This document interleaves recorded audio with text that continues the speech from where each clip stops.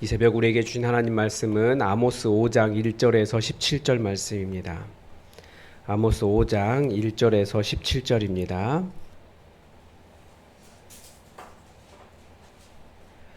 구약성경 1278면의 아모스 5장 1절부터 7절까지 하나님의 말씀을 다 함께 받들어 읽겠습니다. 이스라엘 족속아, 내가 너희에게 대하여 애가로 지은 이 말을 들으라. 처녀 이스라엘이 엎드러졌으며 다시 일어나지 못하리로다. 자기 땅에 던지우며 일으킬 자 없으리로다. 주 여호와께서 이와 같이 말씀하시되 이스라엘 중에서 1000명이 행군해 나가던 성읍에서 100명만 남고 100명이 행군해 나가던 성읍에는 10명만 남으리라 하셨느니라. 여호와께서 이스라엘 족속에게 이와 같이 말씀하시기를 너희는 나를 찾으라. 그리하면 살리라. 베델을 찾지 말며 길갈로 들어가지 말며 브엘세바로도 나아가지 말라. 길갈은 반드시 사로잡히겠고 베델은 비참하게 될 것임이라 하셨나니 너희는 여호와를 찾으라. 그리하면 살리라. 그렇지 않으면 그가 불같이 요셉의 집에 임하여 멸하시리니 베델에서 그 불들을 끌 자가 없으리라. 정의를 쓴 쑥으로 바꾸며 공의를 땅에 던지는 자들아, 묘성과 삼성을 만드시며 사망의 그늘을 아침으로 바꾸시고 낮을 어두운 밤으로 바꾸시며 바닷물을 불러 지면에 쏟으시는 이를 찾으라. 그의 이름은 여호와시니라. 그가 강한 자에게 갑자기 패망이 이르게 하신즉 그 패망이 산성에 미치느니라. 무리가 성문에서 책망하는 자를 미워하며 정직히 말하는 자를 싫어하는도다. 너희가 힘없는 자를 밟고 그에게서 미래 부당한 세를 거두었은즉 너희가 비록 다듬은 돌로 집을 건축하였으나 거기 거주하지 못할 것이요 아름다운 포도원을 가꾸었으나 그 포도주를 마시지 못하리라. 너희의 허물이 많고 죄악이 무거움을 내가 아노라. 너희는 의인을 학대하며 뇌물을 받고 성문에서 가난한 자를 억울하게 하는 자로다. 그러므로 이런 때에 지혜자가 잠잠하나니 이는 악한 때임이니라. 너희는 살려면 선을 구하고 악을 구하지 말지어다. 만군의 하나님 여호와께서 너희의 말과 같이 너희와 함께 하시리라. 너희는 악을 미워하고 선을 사랑하며 성문에서 정의를 세울지어다. 만군의 하나님 여호와께서 혹시 요셉의 남은 자를 불쌍히 여기시리라. 그러므로 주 만군의 하나님 여호와께서 이와 같이 말씀하시기를 사람이 모든 광장에서 울겠고 모든 거리에서 슬프도다 슬프도다 하겠으며 농부를 불러다가 애곡하게 하며 울음꾼을 불러다가 울게 할 것이며 모든 포도원에서도 울리니 이는 내가 너희 가운데로 지나갈 것임이라. 여호와의 말씀이니라. 아멘. 제가 지난주 금요일에 새벽 설교하면서 아모스가 주말에 끝날 것이다라고 했는데 제가 달력을 잘못 보았습니다. 네, 매일 성경 이번 주까지 계속 아모스가 진행됩니다. 오늘 본문은 사마리아 성을 향한 선지자의 애가라고 되어 있습니다. 아모스서가 명시적으로 회개를 요청하지 않고 심판만 선포한다라고 하지만 그리고 분명히 계속해서 심판에 대한 이야기를 하고 있지만 오늘 이 애가는 멸망당할 이스라엘을 예언하면서 그들의 멸망을 예언하면서 그들이 죄에서 돌이키고 하나님께로 돌아오라라고 하는 하나님을 찾으라라고 하는 요청입니다. 이게 회개죠. 그들을 심판하시는 분이 여호와 하나님이시기에 그들을 살려주실 수 있는 분도 여호와 하나님이시다라는 것입니다. 이스라엘에게 하나님께로 돌아오라고 요청할 때 먼저 이야기하는 것은 이스라엘이 어떤 모습으로 멸망하게 될 것인가를 경고하십니다. 먼저 본문을 이해하기 위해서 우리가 아모스가 북이스라엘을 요셉 족속이다라고 부르고 있는 것을 먼저 이해해야 합니다. 성경을 잘 읽어보면 이스라엘 전체가 아브라함의 자손이다라고 이야기하지만 또 어떤 때는 손자 야곱의 이름으로도 부르고 여기는 요셉의 이름으로 부르고 있습니다. 좀 이렇게 구분이 있어요. 왜 그러냐면 성경을 잘 읽어보면 남유다를 지칭할 때는 주로 아브라함을 이야기하고 북이스라엘을 이야기할 때는 야곱과 요셉 족속을 이야기한다는 사실입니다. 그 이유는 여러 가지로 이야기하지만 다 추측의 영역이고, 주로 아마 아브라함이 이 네게브와 그 밑에 아랫 지방 유다 남유다 지방에서 활동을 했고, 야곱이나 요셉은 그렇지 않지만 야곱은 위쪽에서 활동했기 때문에 그런 것이 아닐까, 뭐 이런 것이라든지 그 다른 여러 가지 역사적인 이유들, 실제로 발견되지 않은 것이지만 그런 이야기들을 많이 합니다.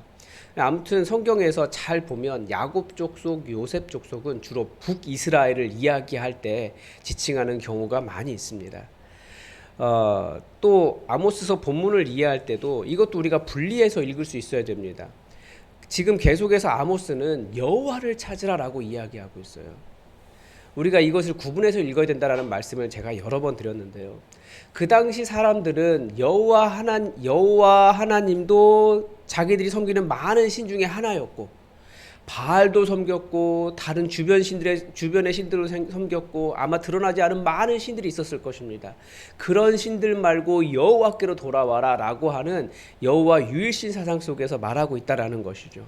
너희가 여호와께로 돌아와라 라고 하는 명령은 다른 신 말고 신들이 많이 있었기 때문에 그들에게는 여호와라고 하는 이스라엘의 유일하신 참 하나님께로 돌아와라 라고 하는 이런 구분해서 읽기가 필요합니다.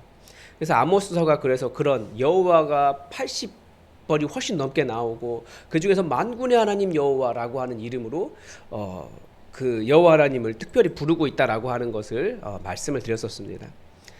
이스라엘의 패망에 대해서 여호와께서 무엇이라고 말씀하시냐면, 이스라엘 중에서 1000명이 행군에 나가던 성읍에서 100명만 남고 100명이 행군에 나가던 성읍에서 10명만 남으리라 라고 하셨습니다. 이 정도면 쫄딱 망한 거죠.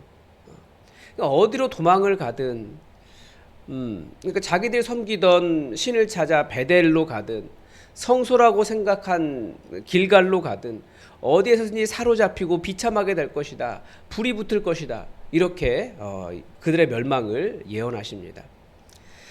하나님께서 왜 이렇게까지 이스라엘에게 행할까요? 먼저 하나님이 어떤 분이신지 본문에서 몇 가지를 가르쳐 줍니다. 왜냐하면 이스라엘의 하나님, 이 여호와 하나님이 어떤 분이신지 알아야 그분께로 돌아올 것이기 때문에 그렇습니다. 먼저 8절은 묘성과 삼성을 만드신 분이시고, 사망의 그늘을 아침으로 바꾸시고 낮을 어두운 밤으로 바꾸시며 바닷물을 불러 지면에 쏟으시는 분이시다, 이렇게 되어 있습니다. 그러니까 우리 하나님은 구원의 하나님이신 거죠. 동시에 징벌하신 하나님이시고 온 세상을 지으신 분이십니다. 9절에서는 그분은 아무리 강한 자라도 망하게 하실 수 있는 분이시다 라고 이야기합니다. 즉 여호와 하나님은 온 땅과 하늘의 창조자요, 모든 것을 통치하시는 역사의 주관자요, 가장 강하신 분이십니다. 아무리 교만한 자가 자기가 강하다고 할지라도 하나님은 하루아침에 그를 뒤집어 엎으실 수 있는 분이 여호와 하나님이시다라는 거예요. 그런데 하나님께서 그 예언서에서 왜 예언자가 이스라엘의 패망을 이야기하고 여호와 하나님의 하나님 되심을 선언하고 있습니까? 바로 이스라엘의 하나님께서 이스라엘에게 요청하신 일이 있는데 그들이 여호와 하나님께서 원하신 일을 행하지 않았기 때문이라는 거예요. 근데 여호와 하나님께서 원하신 일이 무엇입니까? 왜 그들을 누구도 주목하지 않던 노예로 살던 사람들을 이끌어내셔서 놀라운 기적으로 그들을 나라를 만들어 주시고 그 땅을 차지하게 하시고 왜 그 나라를 세워주셨냐는 거예요. 먼저 7절을 보면 정의를 쓴쑥으로 바꾸며 공의를 땅에 던지는 자들아 라고 이스라엘을 비판합니다. 이게 굉장히 중요한 부분이죠. 여기서 쓴쑥은 이스라엘에서 자라는 아주 쓴맛 나는 풀을 가리킵니다. 그러니까 정의가 쓴맛이 나요. 공의가 땅에 던져졌어요. 정의란 바른 것이고 공의란 그 바른 것을 공동체적으로 지키는 것을 의미합니다. 둘 다 사회 윤리적인 관념과 관련이 있고 바른 재판과 관련이 있습니다. 본문에 보면 어떻게 사회 정의가 쓴맛이 나고 땅에 던져지는지 알 수 있습니다. 10절에 보면 성문에서 책망하는 자를 미워하고 정직하게 말하는 자를 싫어한다 라고 했습니다. 여기서 성문은 재판이 이루어지는 자리입니다. 그러니까 재판 자리에서 누가 책망하고 정직하게 말하겠습니까? 재판장이 얘기하는 거죠. 그런데 그 말 말하는 거 싫어하고 재판장 틀렸다고 재판장 공격하는 거예요. 그러니까 재판의 자리에서 바른 말하고 정직하게 증언하는 사람, 미움받는 이유가 무엇이겠습니까? 그 사람의 증언이나 말이 책망이 불의한 자들, 거짓을 행하는 자들, 폭력적인 자들, 권력자들, 그런 사람들의 이익에 반하기 때문입니다. 정직하게 말하면 조직이나 사회에서 매장당하는 일이 얼마나 많이 있습니까? 왜 우리가 공익제보자 이런 이야기 합니까? 공익제보자는 항상 신변의 위협을 받아요. 비리를 폭로했다가 그 비리를 저지른 사람들의 이익을 침해했기 때문에 저는 도저히 살려두면 안 된다. 그 정도의 일들이 지금도 우리 사회에서 일어나요. 생명의 위협뿐만 아니라 죽임을 당하기도 하지 않습니까? 그러니까 법이 바로 서 있지 않고 사람들이 그런 사람들을 보호해 주지 않는 거예요. 정의를 쓴쑥으로 바꾸고 공의를 땅에 던지는 일을 우리는 지금도 보고 있습니다. 또한 11절에 보면 힘없는 자를 밟고 그들에게서 미래 부당한 세를 거두었다라고 했습니다. 이 부분이 예전 개역 한글 성경에서는 너희가 가난한 사람을 짓밟고 곡물세를 착취했다 이렇게 되어 있습니다. 조금 더 그게 저는 다가오는 것 같습니다. 농부들을 노예로 전락시킨 거예요. 자기 땅을. 원래 이스라엘의 모든 사람들은 자기 땅을 가지고 있었거든요. 하나님께서 다 나눠주셨으니까.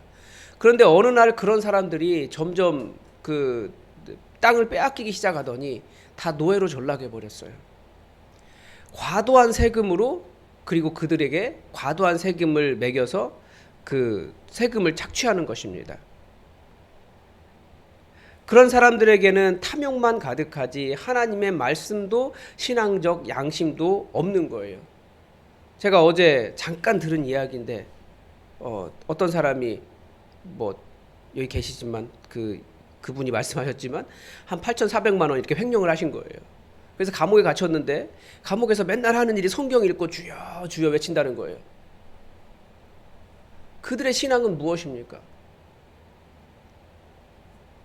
그게 하나님의 이름으로 정의를, 공의를 땅에 던지고 그들에게 신앙적인 양심이 없는 거예요. 하나님은 도대체 자기들의 이익을 위해 또 다른 탐욕을 위해 사용하는 것뿐이에요. 그래서 말씀은 이렇게 가르쳐줍니다. 그런 부자들은 다듬은 돌로 집을 건축하고 살았습니다. 다듬은 돌이란 당시에는 성전이나 왕궁 지을 때 쓰는 건축자재였습니다. 그러니까 얼마나 많은 돈을 모았길래 국가적인 사업을 일으킬 정도의 부를 축적했다는 거죠.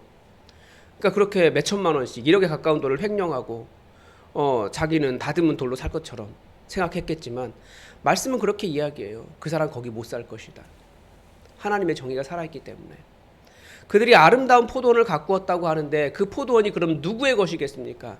가난한 사람의 땅을 빼앗아서 자기를 위한 포도원을 세웠다는 것입니다. 의인을 학대하고 뇌물을 받고 성문에서 가난한 자를 억울하게 하는 자다라고 하는 비판이 있습니다. 성문은 재판이 이루어지는 자리예요. 뇌물 받고 사람들이 가난한 자는 뇌물을 못 줄 거 아니에요. 억울하게 판단하는 거죠.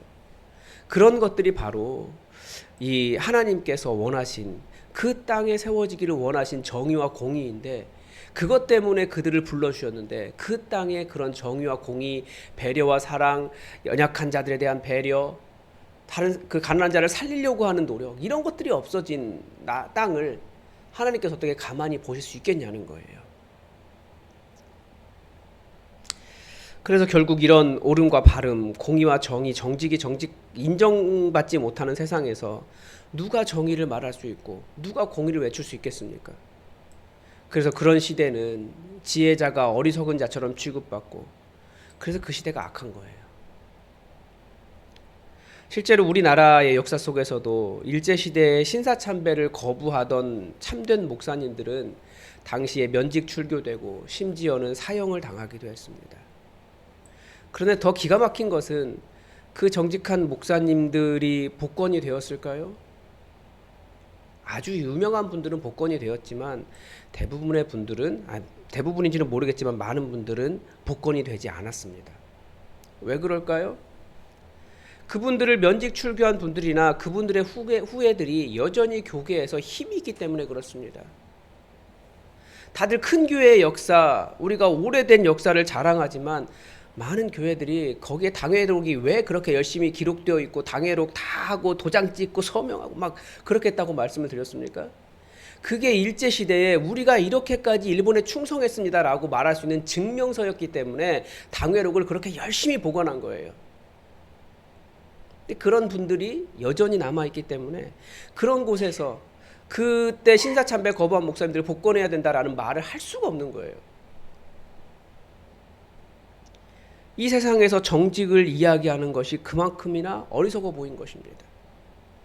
통합 측에서 세습 반대를 외쳤던 목사님들의 모임은 지금 어떻게 된 줄 아십니까?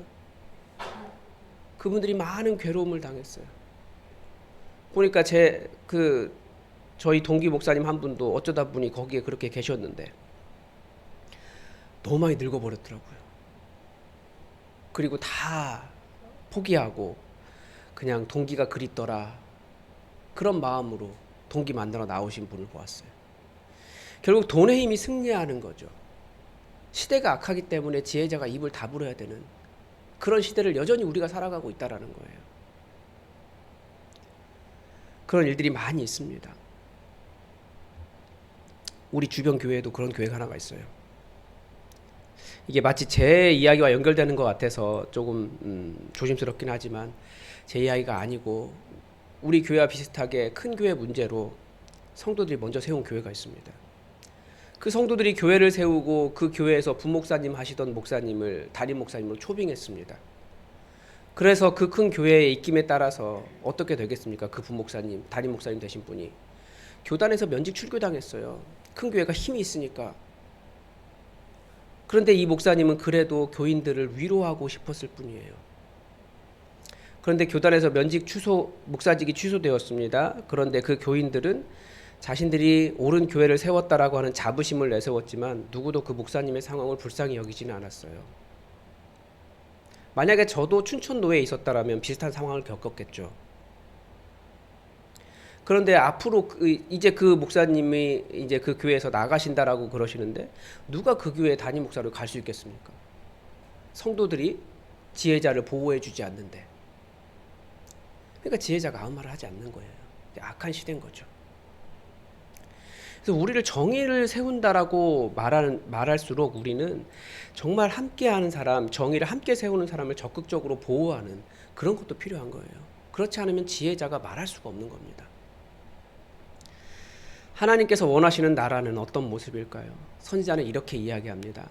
너희가 살려면 14절에서 너희가 살려면 선을 구하고 악을 구하지 말지어다. 15절입니다. 너희는 악을 미워하고 선을 사랑하며 성문에서 정의를 세울지어다. 성문은 다시 말씀드리면 재판입니다. 하나님은 악이 없고 정의가 바로 세워진 정직한 세상을 원하고 계십니다. 그러나 이스라엘이 그렇게 하지 않을 것이 분명했기 때문에 그래서 만군의 하나님 여호와께서 그들 가운데로 지나가시겠다라고 말씀하세요. 우리가 만군의 하나님 여호와께서 우리 가운데 임하시면 그분이 우리를 구원하실 것이다 라고 말씀하시기도 하지만 때로는 만군의 하나님, 그분의 공의 하나님께서 우리를 지나가시면 정의롭지 않은 사람들, 공의가 없던 사람들, 악한 사람들, 불의하게 재물을 쌓은 사람들, 그들에게는 심판이 임하는 거죠.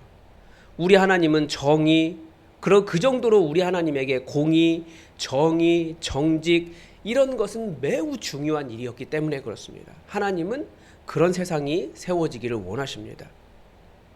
여러분, 우리 다들 나름대로 정직하게 착하게 사는 사람들입니다.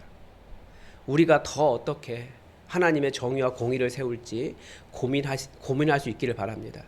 그런데 또 하나 놓치면 안 돼요. 우리 하나님의 나라는 공의와 사랑입니다. 예수님의 십자가가 사랑도 보여주고 있습니다. 그래서 우리가 공의를 세워가지만 또 어떻게 함께 사랑도 세워갈지를 고민하며 정말 예수님께서 오셔서까지 원하셨던 그 나라를 우리 교회 가운데 이루어갈 수 있기를 바랍니다. 우리 하나님의 뜻이 우리에게 이루어지기를 주기도문으로 기도하겠습니다.